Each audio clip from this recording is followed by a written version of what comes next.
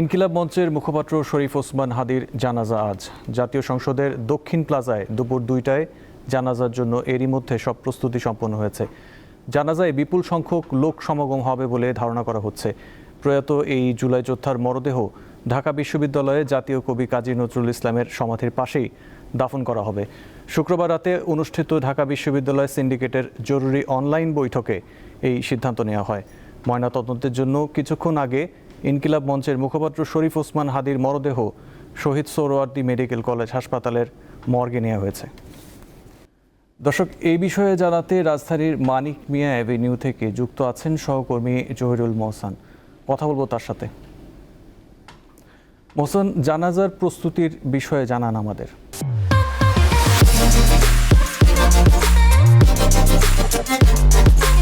আসিফ, জানাজার প্রস্তুতি এরই মধ্যে কিন্তু সম্পূর্ণ হয়েছে। তবে এখন আমরা জাতীয় সংসদের দক্ষিণ প্লাজা দেখতে পাচ্ছি যে শেষ মুহূর্তে নিরাপত্তা প্রস্তুতিগুলো আসলে আমরা দেখছি যে নিরাপত্তার বিষয়গুলো জোরদার করা হয়েছে এবং এখানে শেষ মুহূর্তে নিরাপত্তা মহড়া চলছে। এছাড়া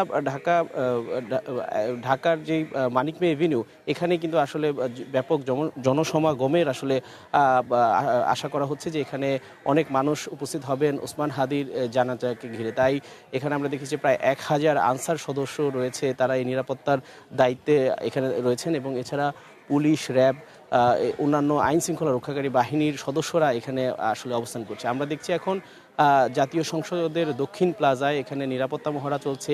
পুরো এলাকায় কিন্তু আসলে নিরাপত্তার চাদরে ঢেকে ফেলা হয়েছে। এছাড়া চারপাশে এরই মধ্যেই কিন্তু আমরা দেখেছি যে সাধারণ মানুষ মানিক মিয়া এভিনিউতে আসা শুরু করেছেন। তারা ওসমান হাদির মরদেহ আসার পর এখানে যে জানাজা অনুষ্ঠিত হবে সেটার জন্য আসলে তারা অপেক্ষা করছেন। আমরা যতটুকু জানতে পেরেছি যে বাদ জোহর ওসমান হাদির মরদেহ নিয়ে আসা হবে জাতীয় সংসদের দক্ষিণ প্লাজায়। সেই জন্য এখানে একটা মঞ্চ তৈরি করা হয়েছে যেখানে মরদেহ রাখা হবে। এরপর দুপুর 2টায় আসলে জানাজা অনুষ্ঠিত হবে। এই জানাজাকে কেন্দ্র করে পুরো মানিক মিয়া এভিনিউ এবং জাতীয় সংসদ এলাকা চারপাশে আসলে নিরাপত্তার চাদরে ঢেকে ফেলা হয়েছে। মানিক মিয়া এভিনিউ যে সড়ক রয়েছে এই সড়কের দুই পাশেই কিন্তু আসলে ব্যারিকেড দিয়ে রাস্তা বন্ধ করে রাখা হয়েছে এবং এখানে কোনো যান চলাচল এখন পর্যন্ত চলছে না, কিন্তু সাধারণ মানুষ এখন পায়ে হেঁটে চলাচল করছে। এবং আমরা দেখছি যে কিছুক্ষণ পর আসলে নিরাপত্তা বা চেকিং করে এখানে ঢোকানো হবে এবং জানাজায় যারা আসবেন তাদেরকে ভারী ব্যাগ বা বিভিন্ন কোনো ভারী বস্তু নিয়ে আসতে আসলে নিরুৎসাহিত করা হয়েছে। এছাড়া আমরা যতটুকু জানতে পেরেছি ওসমান হাদির মরদেহ গতকাল সিঙ্গাপুর থেকে হযরত শাহজালাল আন্তর্জাতিক বিমানবন্দরে এসে পৌঁছায়। 6:30টায় আসার পর আসলে জাতীয় হৃদরোগ ইনস্টিটিউটের হিমাগারে তার মরদেহ নিয়ে যাওয়া হয়। সেখানেই রাতে আসলে তার মরদেহ ছিল এবং সেখান থেকে মরদেহ জানাজার জন্য আসলে জাতীয় সংসদ এলাকায় নিয়ে আসা হবে। আমরা বেশ কয়েকজনের সাথে কথা বলেছিলাম। তারা বলছিলেন যে আসলে এই জানাজাকে কেন্দ্র করে দেশের বিভিন্ন স্থান থেকে যারা ওসমান হাদিরকে পছন্দ করতেন অথবা ওসমান হাদির আদর্শকে বিশ্বাস করতেন এবং আধিপত্য বিরোধী যেই ওসমান হাদির যে আন্দোলন বা সেই আন্দোলনকে সমর্থন করতেন, তারা আসলে দেশের বিভিন্ন স্থান থেকে এই জানাজায় অংশ নেবেন এবং এই জানাজায় অংশ নেওয়ার জন্য দূর দূরান্ত থেকে সকাল থেকেই কিন্তু আসলে মানিক মিয়া এভিনিউতে মানুষ আসা শুরু করেছে। তারা অপেক্ষা করছেন জানাজার জন্য এবং এই জানাজায় অংশ নেওয়াকেই আসলে অনেকে শেষবারের জন্য ওসমান হাদিকে দেখার অপেক্ষাও আসলে রয়েছেন। ওসমান হাদির জানাজা শেষে এখান থেকে মরদেহ নিয়ে যাওয়া হবে ঢাকা বিশ্ববিদ্যালয়।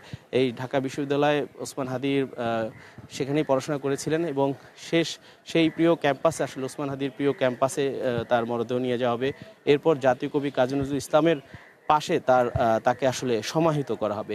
আমরা এখন দেখছি যে এখানে ব্যাপক আইন শৃঙ্খলা রক্ষাকারী বাহিনীদের উপস্থিতি এবং তারা এখন মহড়া দিচ্ছেন এবং পুরো এলাকা আসলে কিন্তু নিরাপত্তার চাদরে ঢেকে ফেলা হয়েছে। এই এলাকাতে যাতে কোনো অপ্রীতিকর ঘটনা না ঘটে সেই জন্য আসলে প্রস্তুত রয়েছে আইন শৃঙ্খলা রক্ষাকারী বাহিনী, পুলিশ, র্যাব, আনসার এবং আমরা সেনাবাহিনী সদস্যদেরও আসলে দেখতে পেয়েছি। আমরা এইটুকু বলতে পারি যে ব্যাপক জনসমাগম এবং ইতিহাসের অন্যতম জনসমাগম এবং অনেক বড় একটি জানাজা অনুষ্ঠিত হতে যাচ্ছে যেখানে অসংখ্য মানুষ উপস্থিত হবেন এবং সেই জানাজাকে আসলে দেশবাসী সেই জানাজাকে অনেকে আবার সোশ্যাল মিডিয়ার মাধ্যমে বা বিভিন্ন মাধ্যমে জানাজায় অংশ নেওয়ার জন্য কিন্তু অনেকে আহ্বান জানিয়েছে। ইনকলাব মঞ্চ থেকেও আসলে বলা হয়েছে যে ওসমান হাদির শেষবারের মতো যদি ওসমান হাদিকে দেখতে হয় বা তার জানাজায় অংশ নিতে হয় মানিক মিয়া এভিনিউতে উপস্থিত হওয়ার জন্য। আসিফ, এই ছিল আসলে মানিক মিয়া থেকে সর্বশেষ। মহসেন, আপনাকে ধন্যবাদ।